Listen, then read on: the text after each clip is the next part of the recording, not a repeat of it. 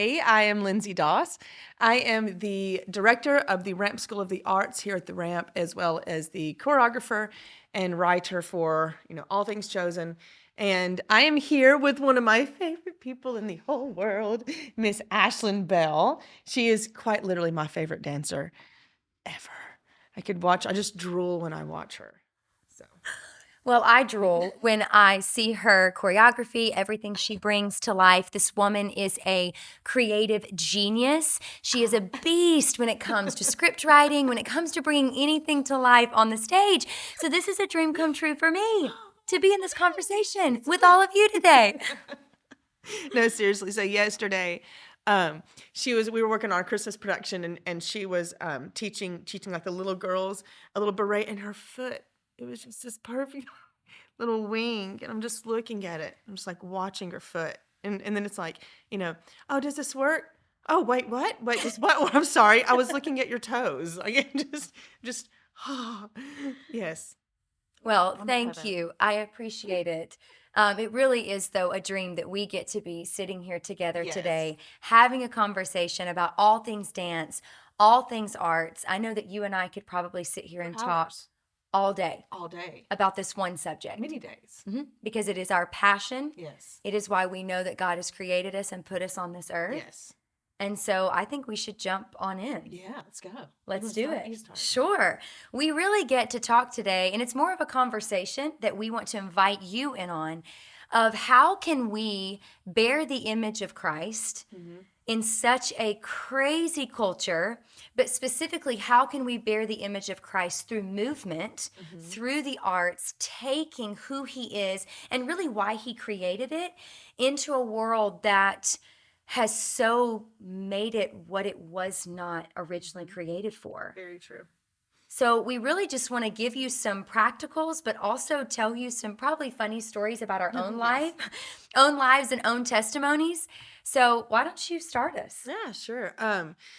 In this world, one of the things that we'd even talked about before is many times we call this, like the arts, in the secular world versus the arts in the Christian world. Yeah. But really, it's just the arts, and we don't need to even differentiate it. It's the arts.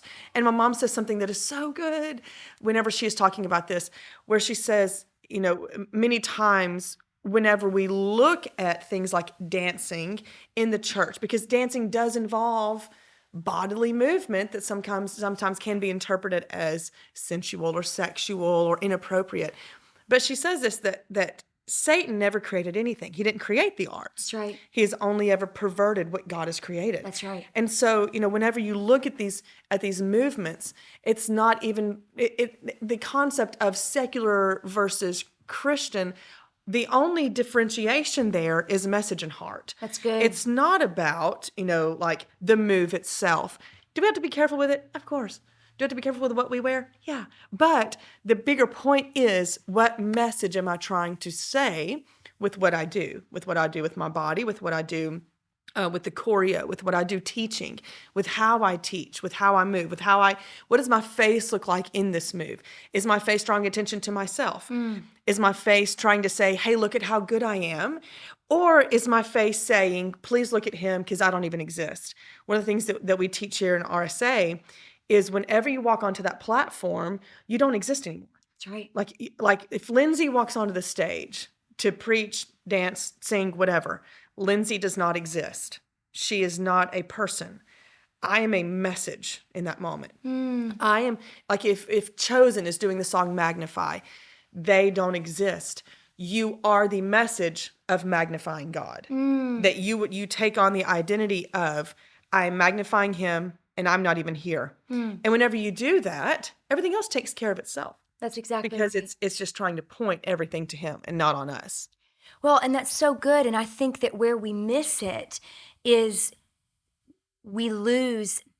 Let me say it this way. We can bear forth a message from the Lord. We can bear his heart through movement when we understand that we belong to him. Oh, yeah. But the moment that we take our eyes off of him and we lose sight of being a true son and daughter of the King of Kings, we can't bear his message because we don't understand whose we are. You know, hearing you talk about that, it makes me think back to when I was with the Alabama Ballet Company for those few years in Birmingham. And I had grown up actually in a dance school that I guess you wouldn't call it Christ-centered, but it was an incredible classical ballet school. But through those early training years, I knew who I was and I knew whose I was. But what ended up happening is when I moved to Birmingham when I was 18, I lost sight of who I belonged to. So because of that, I was no longer able to bear his heart or bear his message in the world because I did not know who I belonged to. And I think that's one of the main, not problems, but it's an issue in our culture is we have a generation that they don't know whose they are. Yeah. And if they don't understand who they belong to, how will they, through movement, be able to bear his message and bear his heart? So true. So true. And it all kind of goes back into that thing of identity, you know, That's right. of if I know, you know, who I am in God. Yeah. I don't need the affirmation. That's good. I don't need the attaboy, that was a great job. You know, I don't need the hand clap at the end of it. It's good. That if nobody liked it, that doesn't matter. It's so Because I only need God and I don't need anybody else. And if I preached God because I know I belong to God, then everything else is fine. Doesn't matter what people thought about it. Doesn't matter if they liked the choreo or the performance. None of that matters because God, you know who you are in God. You know your identity in God. And nothing else is even on the table. That's so true. And I think that we, even as believers, fight that need for approval, that need for affirmation. And I think oftentimes we're not willing to acknowledge where that actually comes from, and who it comes from is from Lucifer. Yeah, it does. Because he was in this place in heaven, and all of a sudden worshiping the Lord wasn't enough anymore. So he needed the attention to be on himself. He needed praise. He needed that. And then ultimately wanted to be in a place and in a position higher than the Lord. And so I think there you insert all these different counterfeits that culture, that the world have brought into an expression of the Lord's heart that have really muddied the waters for people. And if we as believers, if we as sons and daughters cannot show people how it's really done, then what are we doing? Yes. Oh, yes. Oh, yes. And in light of that, of showing people, you know, even how it's really done, one of the things that we are so passionate about is marrying skill and technique, but also with heart and God, and marrying those two things together. It's good. Because it especially in the church world, you know, you have God and you have messages there, but the skill level and the commitment to growing in the craft is lost.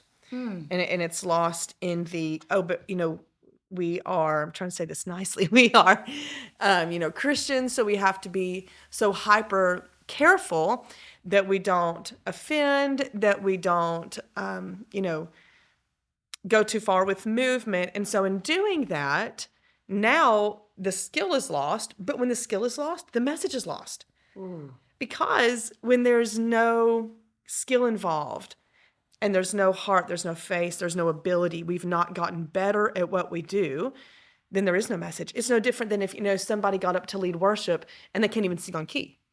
You know, how could you even hear the message, you know, if they can't sing on key, you know, or if they can't play guitar and they're up to trying to play guitar. They playing drums and they can't keep a beat because they've not worked on the craft. And so, hey, we're going to lead this song, but I can't play on time. And so because of that, it's so distracting and you're just, that you can't even hear. You can't even hear what the point they're trying to get across. And so we are, very passionate about grow in the skill, grow in the craft. And if that means taking classes. And I think Ashlynne is the queen of this because she has just skill coming out of her ears. I wish. And I mean, like it would, like I'll sit there and like I'll watch her like hit, you know, an arabesque or something, and it's like, oh my God, my spine would snap. Like it would literally just in half. My spine is snapping. But it just pops. It absolutely is. 33, 3 children later, it is snapping. Yes. So fun fact with the fun story with this. I've hit the age now where, because used to, I wouldn't have to warm up much. Not really. No. It's just Get in there and get it done. Just go for it. Because it's like, I'm going to be moving, so I'm going to get warm as I'm moving. Yeah. Like just getting started. Oh, yeah. Drop into a couple of splits and I'm stretched. All is well. Now that's gone out of the window. And so now I'll like drop into a split and it's like hip flexors pop, knee pops while I'm coming up, ankle pops. It's just everything is like. You're a musical instrument. Yes. As you are warming up. Oh, yes. And it's like a full warm up. It's not even a full like class before the class. Yes. It's a 30 minutes before the actual workout. Absolutely. Of having to, not die. Yeah, it's a real thing. But all that to say, yes, grow in the skill. It's good. Grow in the skill. And, even if, you're in a place where, you don't have great technique schools or ballet schools, or even can't afford a great ballet school, you can still do whatever you can to get better. Start stretching. Go on YouTube and watch some stuff and just do whatever you can currently do to get better. And we live in Hamilton. There's really not a whole lot of there's not a lot of options when it comes to dance schools. We have one called Pure Movement, and it's incredible for classical ballet and contemporary. But we even encourage people here, if you're wanting to get better, go watch stuff, go practice it. And watch people. I think that's one of the best ways that I learned how to do what I do was not in taking a bunch of classes. I actually only took, I think it was around 5 months of ballet. That's the only experience I ever had. We were on the road all the time. We didn't have the time. We didn't have the opportunities here because Hamilton. And so because of that, I immersed myself in that world. I watched everything I could watch. I would watch it in slow-mo and break it down of how did they do this move and then how do I do that. I would sit in a chair and try to do footwork while sitting in a chair trying to figure it out until I figured it out. But I did whatever I could to grow that skill to the best of my ability that I could grow it. And it might not have been as good as it could have been if I was in a school, but it's what I could do. And then I honestly just kind of let God fill in the rest of what I couldn't do. But if you have that skill and you use that skill and marry it to a message, now the message is much easily heard and much more easily received because it's not getting lost in the translation. It's not getting lost in the, oh, wow, of it all. And that sounds kind of harsh, but it's more easily heard. Hearing you say all of that about the skill and about how you immersed yourself in whatever you could get your hands on, it made me think of 2 words, but excellence and stewardship. And for some reason, I don't know why we've done this, but I think oftentimes within the church world, we hand the word excellence, skill, stewardship, faithfulness to the world on a silver platter because we don't think those things... They don't apply to us. They don't apply to us. But what you just said is if we are not willing to operate in a spirit of excellence, which is biblical, and also steward that which he's given us, also biblical, how are we actually going to have a true impact on what he's asked us to have an impact on? And I think about so many different companies and theater companies throughout the world, and so many of them are not believers. And they're incredible at what they do. But then I think about people who are believers and they are amazing at what they do, but they are not stewarding it. Yeah. They're not surrounding themselves with people who are sharpening them, making them better. They're not watching the videos. They don't care about keeping up their skill. And so sometimes, maybe it's all the time, I don't know, but I think we just sit back and we let the world have the upper hand. Yeah, we do. On something that the Lord created. Yeah. And I think that we've got to kind of at some point stand up and say enough is enough. And that's why I'm so grateful for ministries like The Ramp, people like Miss Karen, people like Lindsey, who are willing to go against the odds and start something, open up their doors, make space for a generation of gifted and called young people to be able to come and, yes, learn the scriptures. Yes, dig into the Word of God. Oh, yeah, and that's crucial. It is, but also pour into the gifts and the crafts that they have been given so that it's bathed in excellence and that they understand, how do I steward that which has been given to me so that there can be an impact on the message. Yeah. Oh, there's no doubt. And one of the things that we wanted to mention even with that is if you are, like, even just some practicals with, the stewardship and the excellence, if you are, and we, before we started this, we brought my sister and we were like, what do you think would be something good to bring up? And these are a couple of things that she had said is, if you are someone that, like, you're the person that's in charge of this at your church or whatnot, and, you're in charge of the choreo, you're in charge of the, overseeing just the kind of the whole thing, is in stewarding it. Part of that is, in one thing, in song selection, of making sure the song that you pick for your group is a good song. I mean, just literally as simple as that. It's a good song. And that it says the message that you're wanting to say. Here, we kind of have, a few dance teams at the Ramp. We have the youth group dance team. We have Chosen, which is the primary ministry team. We have RSA, and we have productions. And those are kind of the four different categories as far as performances go. But each one of those kind of has a specific message.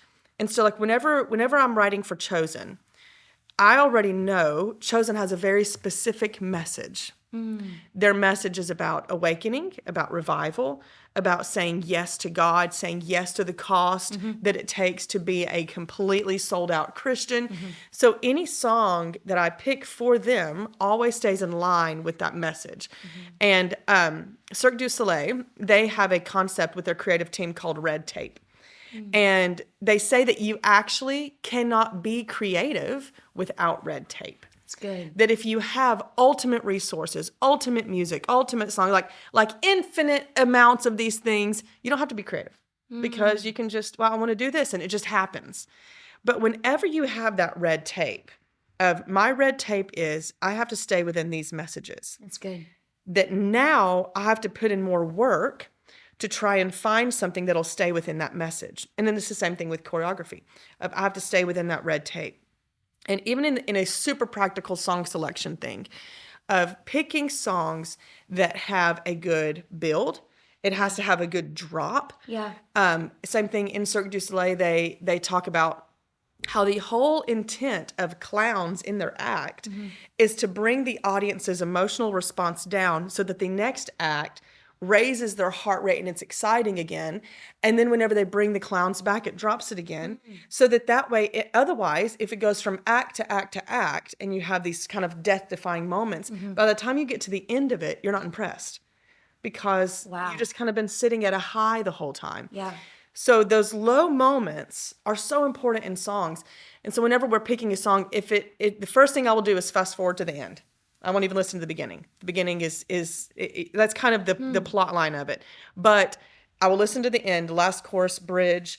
Does it have a good drop? And does it have a good climax? And if those two things are not there, we're not using the song. And making sure it stays within a certain time limit. Yeah. Super practical thing of if you're doing a fast song, I don't go more than 3 to 3.5 minutes because your audience their attention span is gone.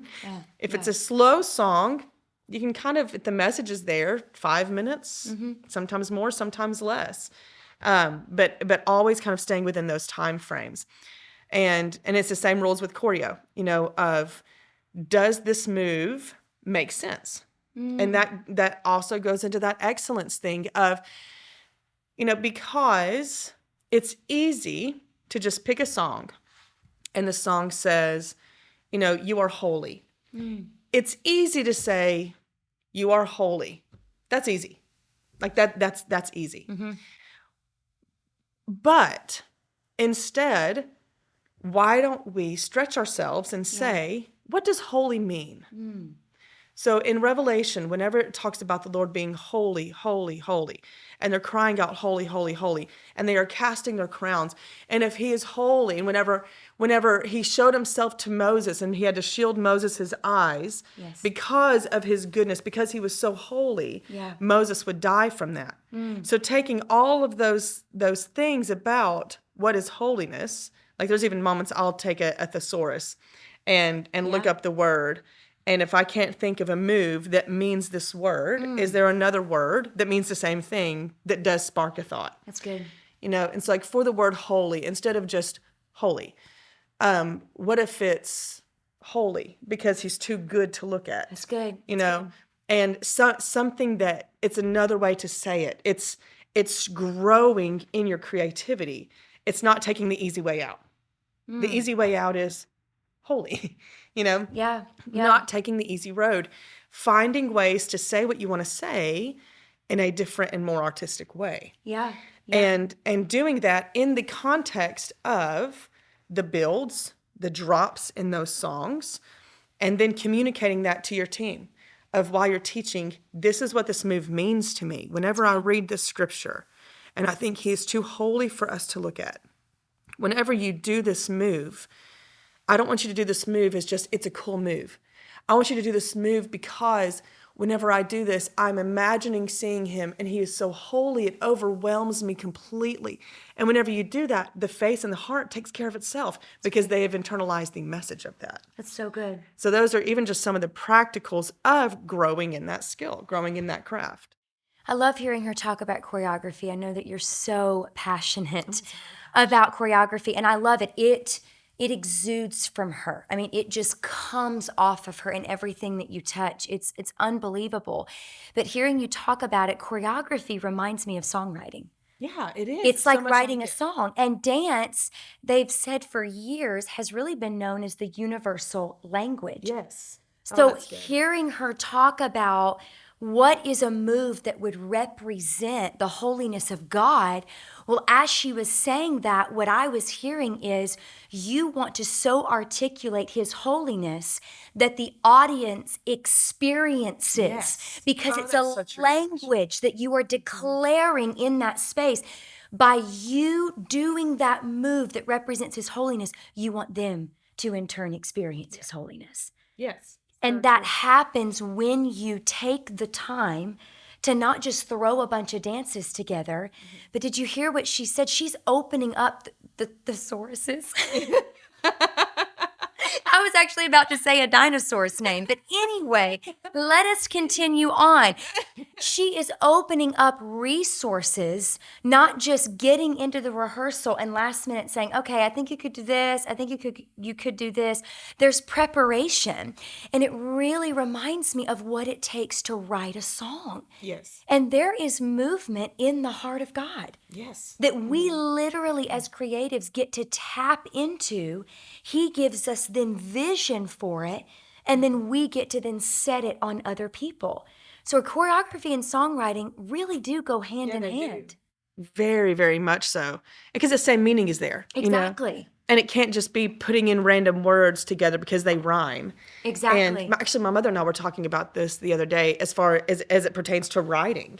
And it's interesting because it spans any kind of artistic medium. It's so true. It's painting, it's drawing, it's writing, it's scripting, it's storytelling, it's preaching, it's dancing, it's song, like writing lyrics, of saying it the right way.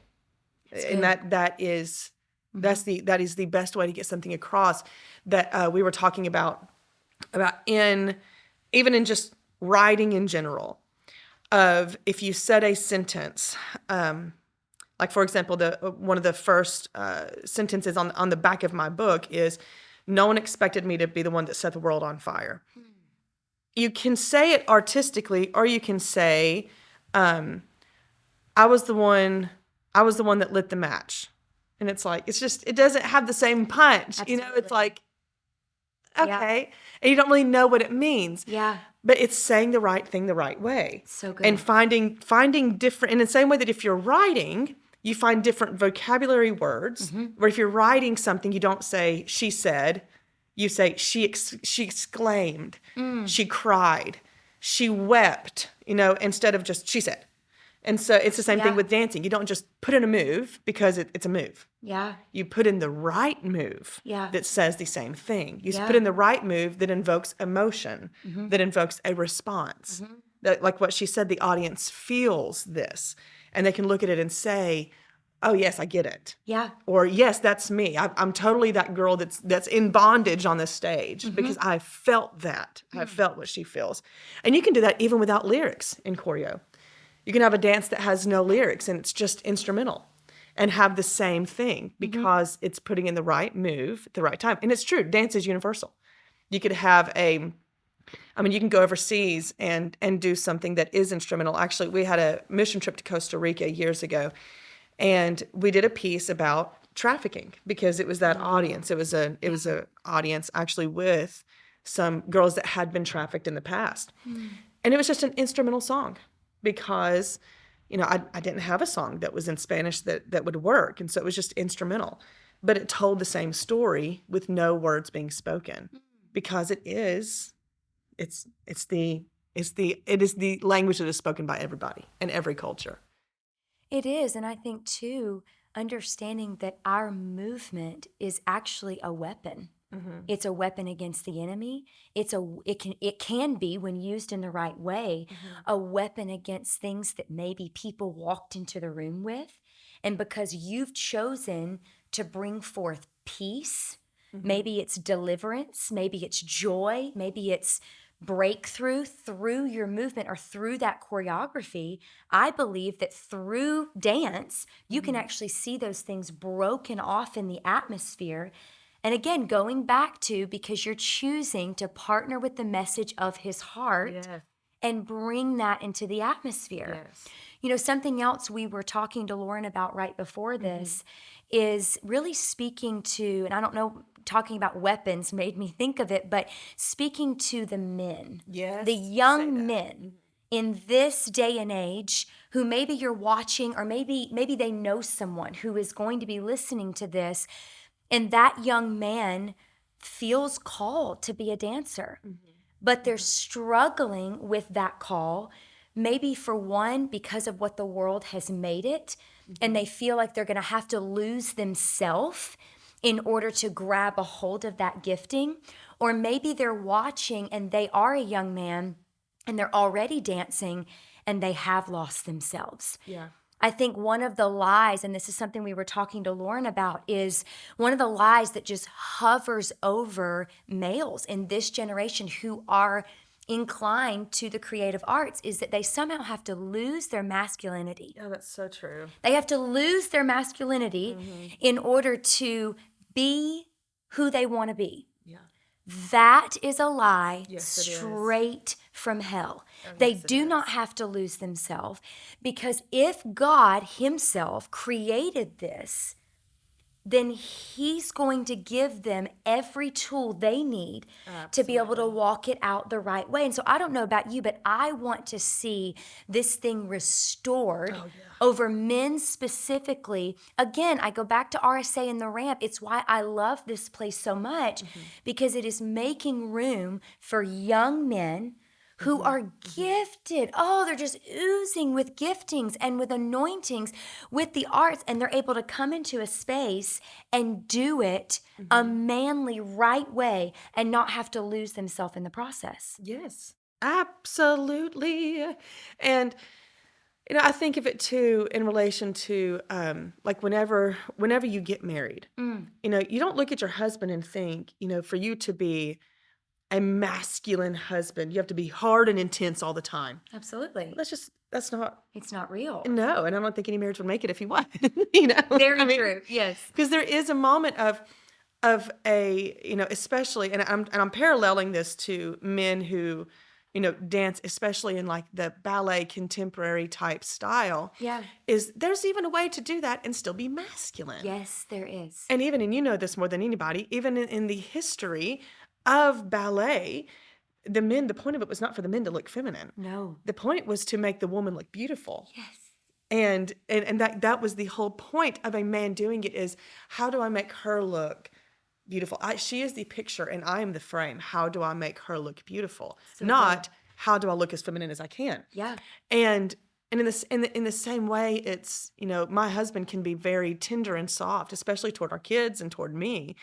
But then he's also very strong. Absolutely. And he's a strong man. He's, very masculine man. And it's the same thing. You can walk into that setting and learn the skill, learn the technique, learn the proper arms and the proper lines that is, might be very gentle, might be very soft, but soft and feminine, gentle and feminine, good lines and feminine are different. Absolutely. And all of that comes from a place in the heart of, for example, we have a guy on the team right now. His name is Isaiah. Hey, Isaiah. And I'm going to tell him so he can, we gave him a shout out and he'll have to come and watch it. Yeah. Yep.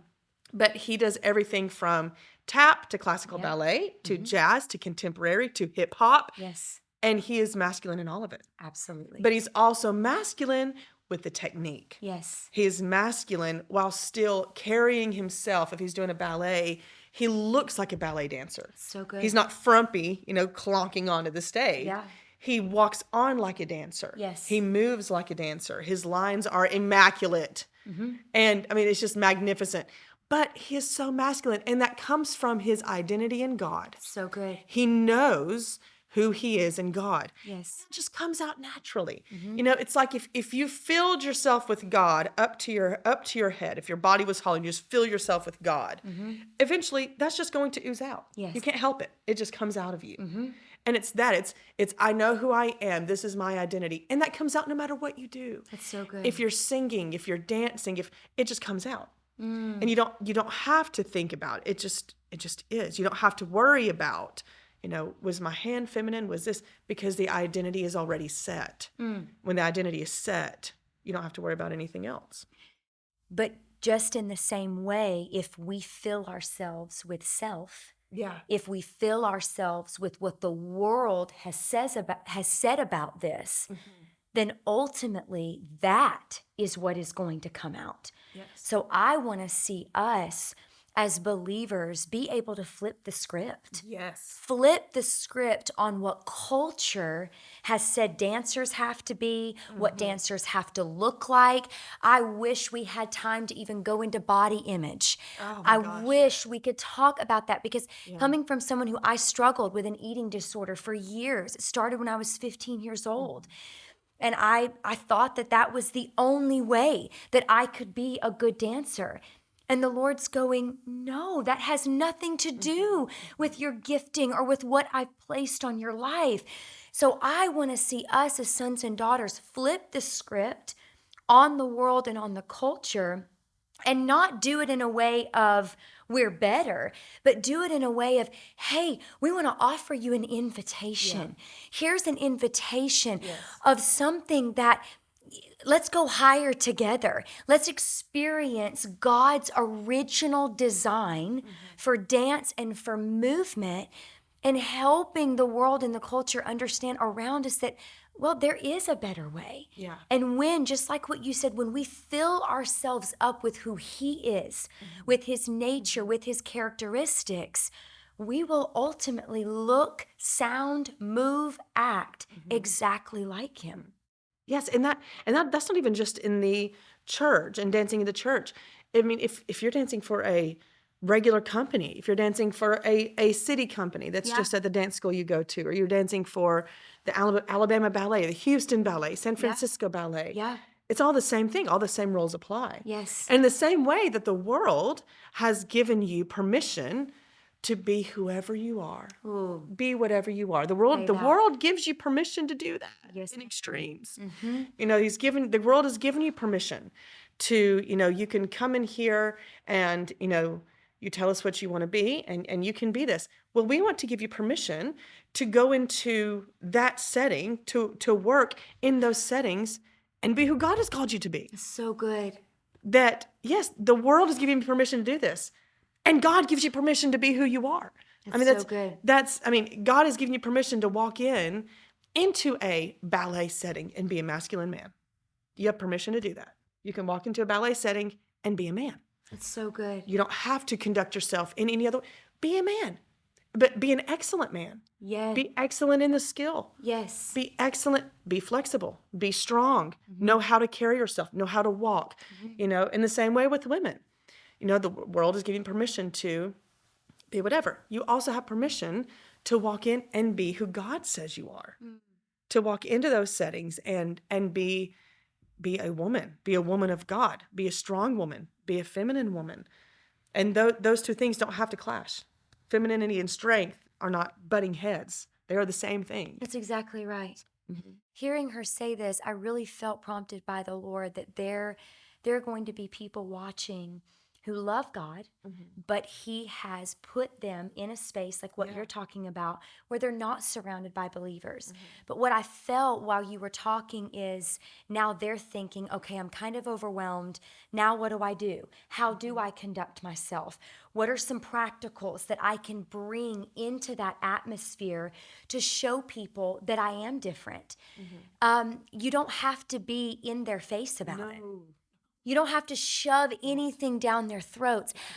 Don't do that. Actually, I think that would be a turnoff. Don't do that. I encourage you as you're walking into your dance studio, maybe as you're walking into your dress rehearsal, ask the Lord, what do you want me to carry today?